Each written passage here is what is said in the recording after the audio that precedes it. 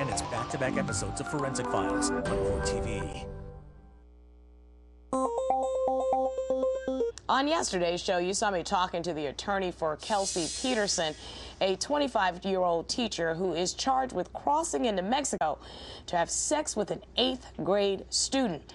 A few minutes into that interview, that lawyer, James Martin Davis, began making statements about the minor that made the hair on the back of my neck stand up. And for the first time in the history of this program, I cut him off on purpose. Take a look.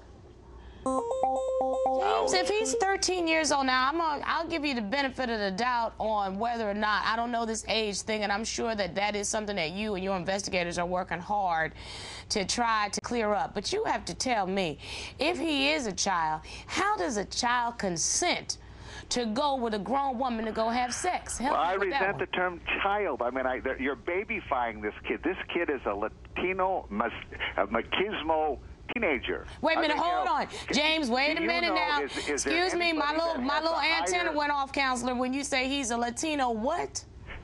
Very machismo. I mean, he's manly. Who is there? Okay, now you done made me mad. I'm gonna have to touch you off. What do you mean he's manly? If he is under 16, he is still a child according to the law. Is there anybody in the world that has a higher sex drive than a teenage boy? Am I on the television with racist? I mean, y'all put me on TV with somebody gonna make a racist statement on my show? I don't think so. Sir, let me tell you something. A teenage boy? How is that racist? No, how dare you call somebody a Latino machismo as if to suggest that the young man, just because of his Hispanic background, is of some No, you know what? Goodbye. Get rid of him. I'm not having that. Not on the show that still bears my name.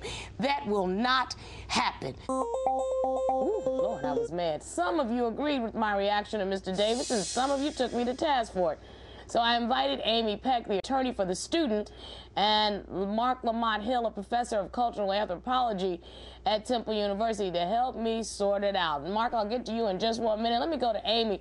Amy so wanted to be on the show live today, but they're having bad weather over in her neck of the woods. You were in on the conversation with Mr. Davis, and clearly it was not about a teenager's sex drive. He made a racist statement calling this kid a Latino machismo. What was your reaction to his statements, Amy? Well, I got to say, on the one hand, I consider the source, but on the other hand, racial stereotyping has been an undertone to this whole case.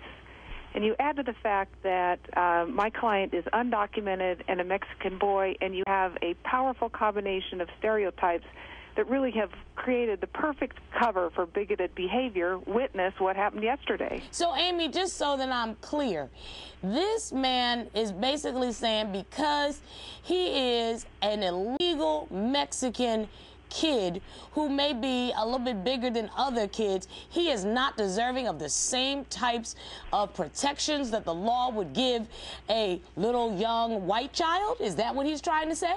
That's the way I read it. It makes me sick. I was disgusted by the entire thing. I want to be very clear. Is there any question in your mind that the young man that we're talking about is 13 years old? There is no question. You know, I've been there. I've seen him. He's an 8th grader. He's not even that big. He's about 5'6".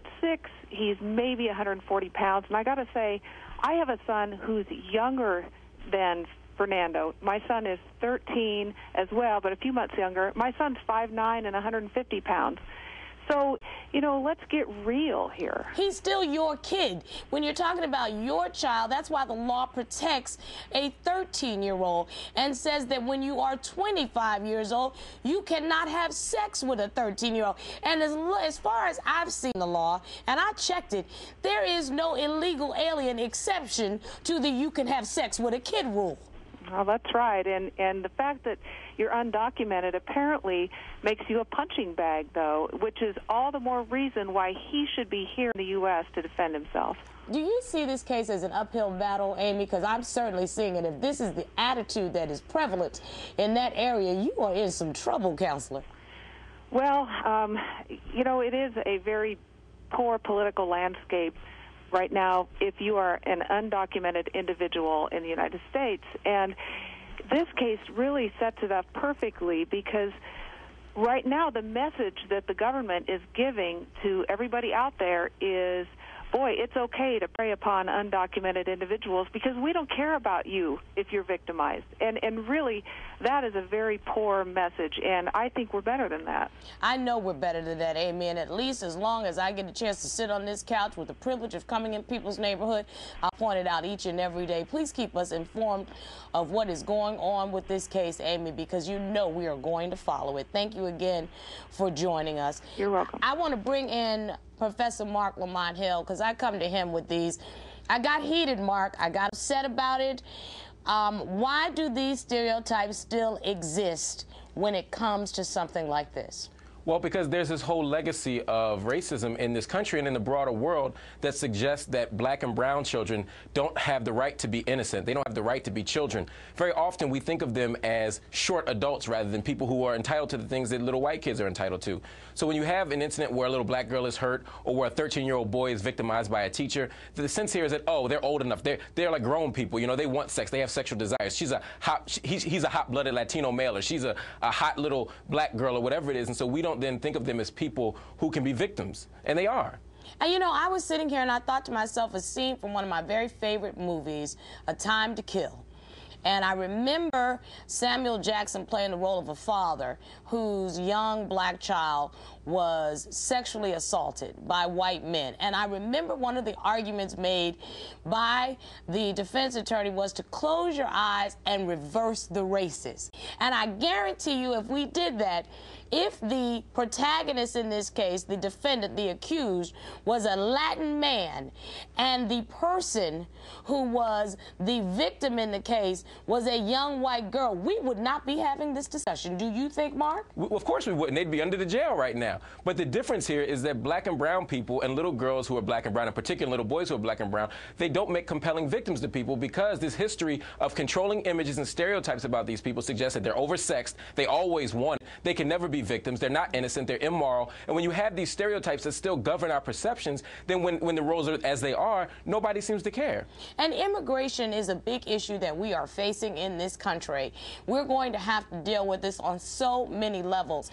But I don't want us to be a country where you can treat undocumented people, or if you want to be mean-spirited and just call them illegal aliens, you can't treat people as if the law does not apply. You can't say, I'm going to hang a sign on someone who is in our country illegally, come beat me up, come rob me, come sexually assault me, because I don't have access to the courts, and no one's going to blame you for it. That's exactly right. And I think the issue here is we have to remember that these are people we're talking about. When we call them aliens, it's easier not to think of them as people who have needs and desires and feelings and whose interests need to be protected. So part of the language that we use to talk about people helps shape the way they're treated. And so in this case, in addition to being a Latino machismo boy, as the lawyer said yesterday, he's also what he calls an illegal immigrant who isn't entitled in his mind to the basic protections under the law. And that's a tragic and devastating set of circumstances that we need to change. And I think everybody needs to always remember that everybody who's in America came from somewhere. Exactly. Some of us were brought here, some of us came here, but none of us would be in a country like this without each other. I just really wanted to talk about this again. Clearly, I'm going to be speaking on this in my open letter. Professor Hill, I thank you for being with me as usual. My pleasure, my pleasure. I'll get the last word on this topic a little later in my open letter, but when we come back, two moms with husbands serving in Iraq and Afghanistan decide